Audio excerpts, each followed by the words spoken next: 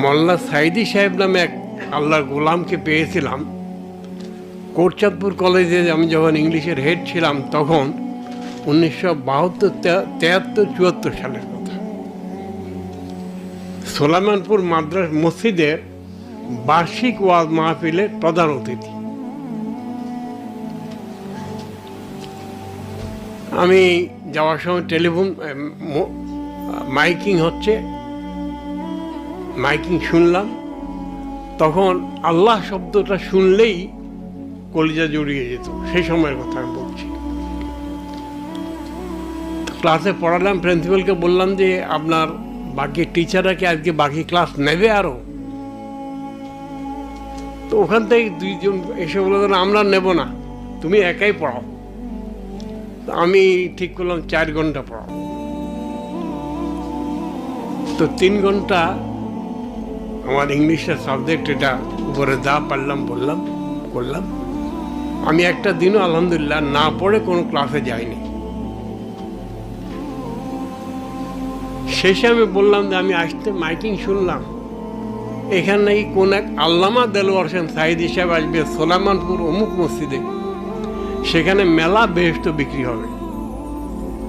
তো আমার দরকার, আমি যাব, যদি তোমরা যেতে চাও। দেখি ছেলে মেয়ে সব উঠে গেছে, 550-600 আমার ছাত্রছাত্রী থাকতো। আমি বললাম যে মেয়েদের মতো ব্যবস্থা নাই, তোমরা ছেলেদের মধ্যে যারা যেতে চাও আসো। আমি মোল্লার ওয়াজ শুনলাম।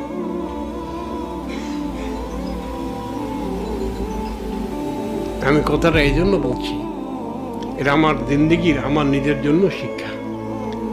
পরে ওনাকে দোকানে, বাজারের ভিতরে একটা দোকানের দোতলায় রাখছে।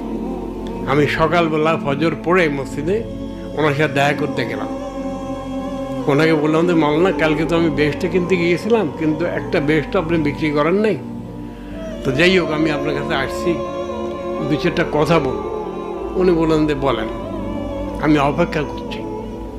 আমি বললাম যে আচ্ছা, আপনাদের কোরআনের মধ্যে এই কথা নাই? তিনি বললেন যে আপনাদের কোরআনও আছে। পরে আমি বললাম আচ্ছা, আপনাদের হাদিসে, নবীর হাদিসে এই কথা নাই? কয় যে আপনাদের নবীর হাদিসেও আছে। তো আমি তো দেখলাম যে গুলমাল্লা মালানা। পরে আমি বললাম যে আচ্ছা ঠিক আছে, আজকে আপনার প্রোগ্রাম আলমপুর, এদিকে সোলাইমানপুর, এটা কোটচাঁদপুর, এদিকে আলমপুর, ওদিকে ফুলবাড়ি। পরে আলমপুরে প্রোগ্রাম। মাওলানা, আপনাকে আজকে শুধু লা ইলাহা ইল্লাল্লাহ এর উপরে কথা বলতে পারবেন।